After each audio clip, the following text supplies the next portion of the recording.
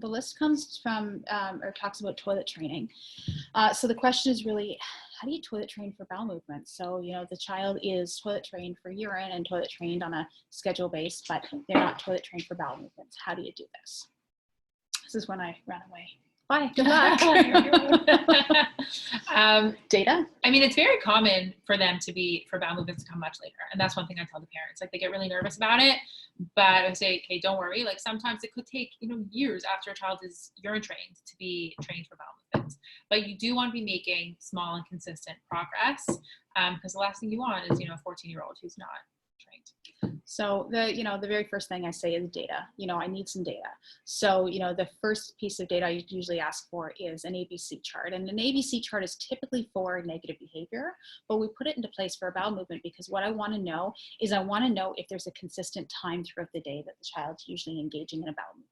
So sometimes kids are quite regular and they go right after breakfast or they go right before bedtime, etc. And that is really easy then to program for.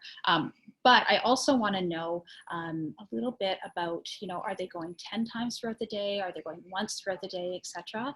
And I also want to know a little bit about the antecedent. So are kids just having a bowel movement like right there in front of you, or are they going to hide somewhere like behind the couch? Do they get a red face beforehand? What kind of antecedent behaviors are they displaying right before they have that bowel movement? So once you know a little bit about that information, then you can go in and treat. So for instance, if you know from your data that a child is usually having a bowel movement at a specific time throughout the day, then you put them on the toilet, right? So I can say, okay, you know what? Usually the bowel movements happen right after breakfast or between 9 and 10 in the morning.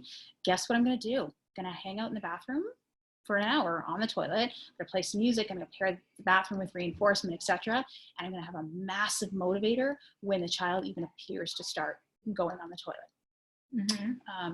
If I have a child who, bowel movements are, inconsistent all throughout the day, but they're engaging in some, antecedent behavior, so like a red face or maybe a hiding or something along that lines, I'm going to, try and catch them in the moment and run them to the bathroom. And I'm going to then reinforce when they have a bowel movement, on the toilet in the bathroom. So yeah. If there's a student who's attached to a specific location, I had a student who always went in the siblings' bedroom on the bed. And just wouldn't even go into the bathroom. So we would what you can do either is like take a potty and put it in that location and then move the potty slowly closer to the bathroom if they can't go into the bathroom. Or you can even, hopefully it's on bed, but like if it was maybe like a chair, you can move the chair closer to the bathroom, with the goal being is that they're starting to learn to pair the bathroom with like the physical bathroom with having a bowel movement, and then eventually shaping it so that they're actually sitting on the toilet. I had a student who was absolutely terrified about eliminating bowel movement in the toilet. So no problem, he would go in his diaper, no problem. But as soon as that diaper was off, you could sit him on the toilet. Didn't matter if it was between 9 and 10 after breakfast or whether he was engaging in those antecedent behaviors. As soon as you took that diaper off, he would shut right down, screaming. He just couldn't do it. So what we did is we actually just shaped the whole idea of going in the bathroom. So what we did is we had him, have a bowel movement in the bathroom with his diaper on. So very first step, catch him in the moment, red face, etc. I'm not taking his diaper off. I'm not doing any of that. I'm just placing him in the bathroom. If he's in the bathroom going in his diaper, that's okay. And he's receiving reinforcement. I guess I'm going to back up a second and just say, okay, reinforcement, just a little bit about that. Typically what I do is I brainstorm with parents. What is really motivating for the child? Is it chocolate? I always go to chocolate. I think it's because I like chocolate. Is it salty? Is it chips? Is it a YouTube video? What is it?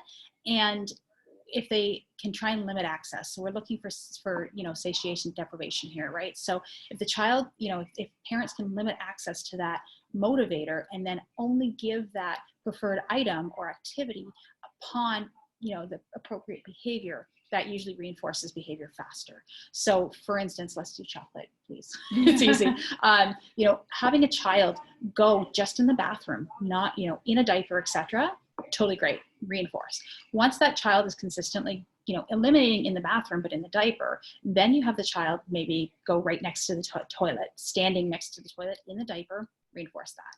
Then sitting on the toilet, in the diaper, reinforce that.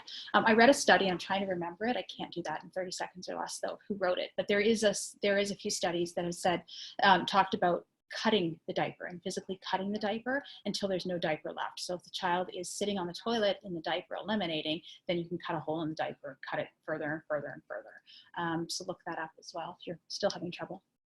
Shaping. Yeah.